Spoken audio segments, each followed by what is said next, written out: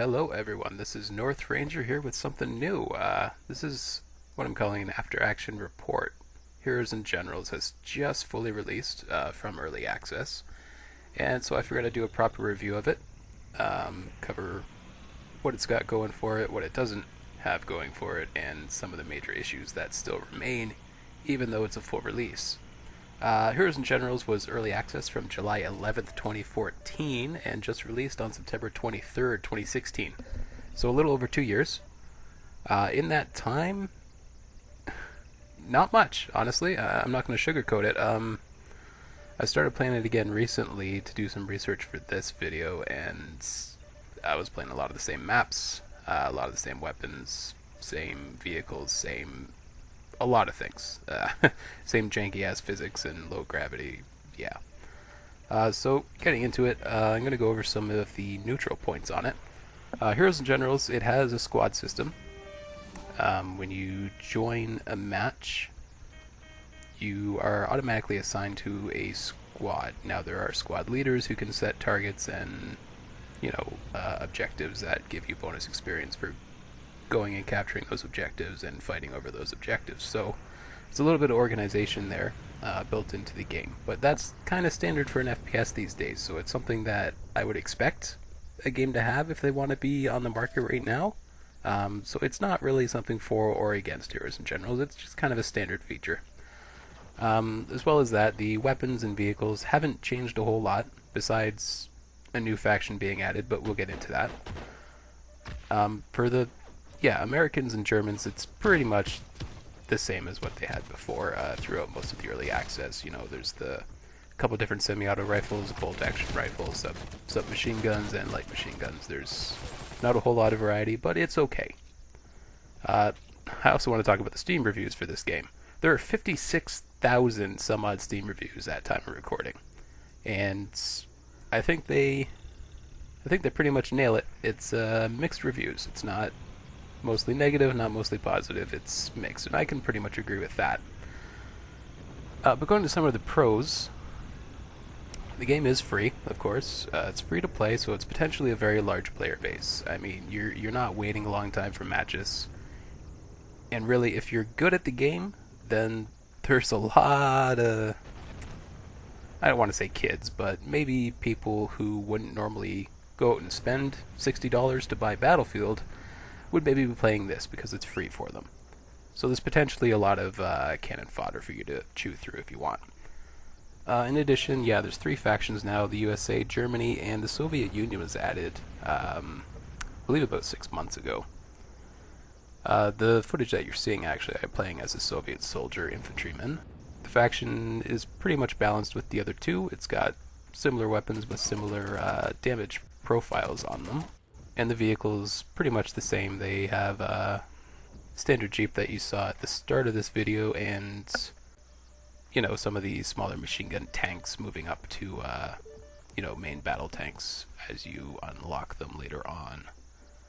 Another positive that they have going for it is the overarching war aspect of the game is still there. I don't think it's really been improved a whole lot or changed much.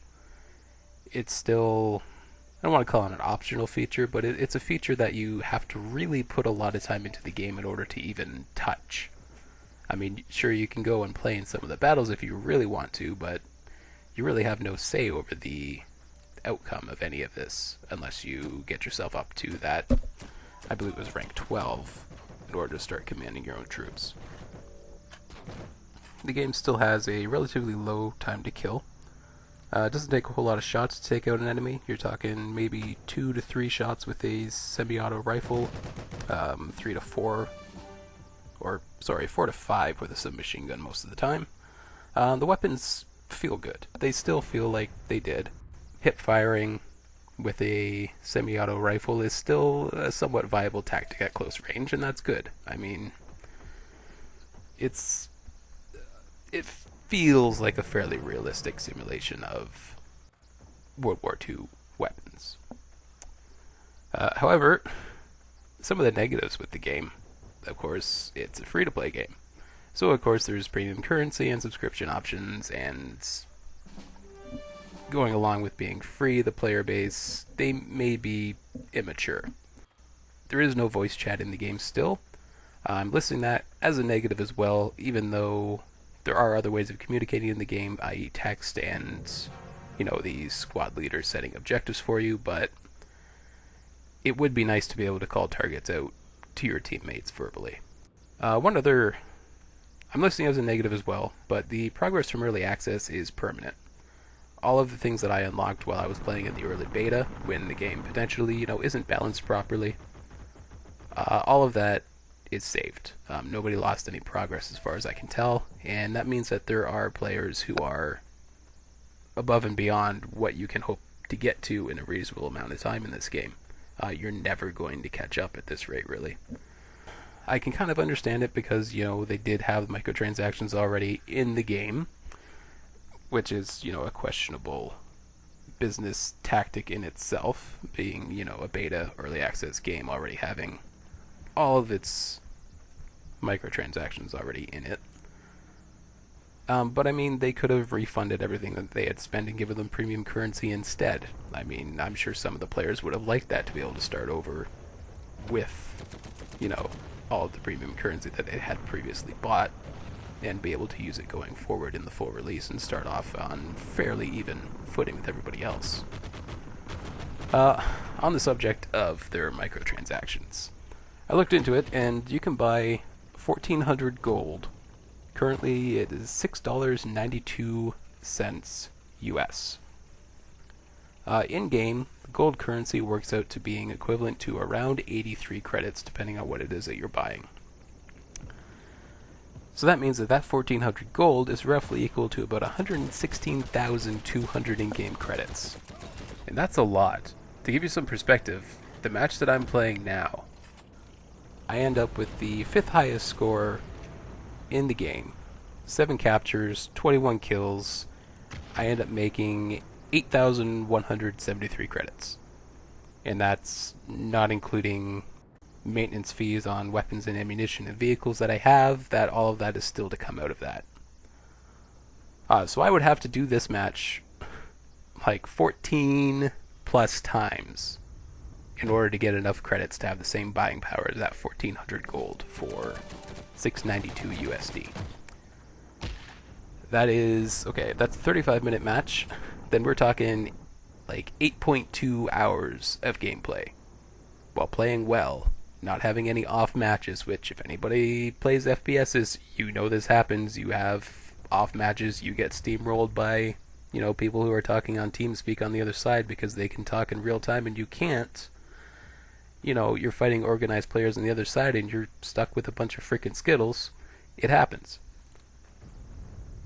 But if you were to play decent matches, you're talking over 8 hours to get that 116,200 credits. That's equal to the 1,400 gold that they will sell you for $6.92 American. That is insane. That's over 8 hours of grind to equal a $6.92 purchase. So, moving on from the microtransactions that are very questionable, and questionable in another way too. I'll get into it afterwards, but the game still has relatively clunky movement. Your soldier kind of moves in steps, you could say. It's not a very smooth kind of movement system when you're walking around as a soldier. If you're used to gliding around in Counter-Strike or something, it's going to feel really weird for you for a really long time. And it's really frustrating sometimes when you're trying to do close quarters combat and you just can't move quickly enough in the direction that, a reasonable person probably could. The low gravity physics in this game, especially with some of the vehicles. The lighter vehicles, like Jeeps, can just ramp off of the tiniest little things and go flying. It's a little bit ridiculous. They get stuck on, the sides of buildings and stuff that they should never have been able to reach because, for some reason, this Jeep that should be weighing, a ton is just like a feather in the air. The thing that really gets me about it is that these are things that players have been complaining about since the start of early access, since when I started playing the game. And that was, before I made the first video on it. I had already been playing quite a bit. And people were complaining, oh, players jump their own frickin' body height, and they float through the air, and vehicles go flying, and when are you going to fix this? And apparently the answer is never. With all this in front of us, we got to come to some conclusions here. First of all, the game is extremely grind heavy, obviously. When you're talking that kind of time investment of 8.2 hours of gameplay to equal 1,400 gold that you can buy for $6.92 US. Yeah, we're talking an extremely grind heavy game. That being said, I had to go look it up to actually figure that out and realize, just how badly microtransactions in this game give you an advantage, because just playing the game, I have fun with it. And I do well. Like I was saying, this match that I'm in, I end up with the 5th highest score. I have 21 kills and, 7 point captures. I haven't spent anything on it. So, you can play this game solo for enjoyment and do well without spending anything on it. So from that point of view, it's an okay game. But you're going to have to draw your own conclusions, because there are going to be players that are going to be way more powerful than you, and that maybe they paid to get there, maybe they've grinded, who knows. But if you don't have, 600 hours to invest into a single soldier, getting him up to frickin' recon level, then you might not ever get there while playing this game. And that's kind of sad. I mean, it's entire areas of the game, like the generals portion of the game. Half of the frickin' name of this game, Heroes and Generals, is supposed to be this strategy layer, which you can't get to until you're rank 12, which I've put 80 hours into this game, and I'm not even halfway to rank 12 yet.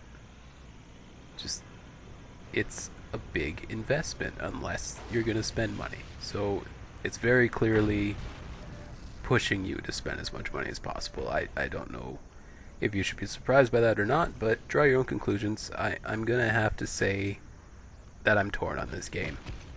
It's an enjoyable game on its own.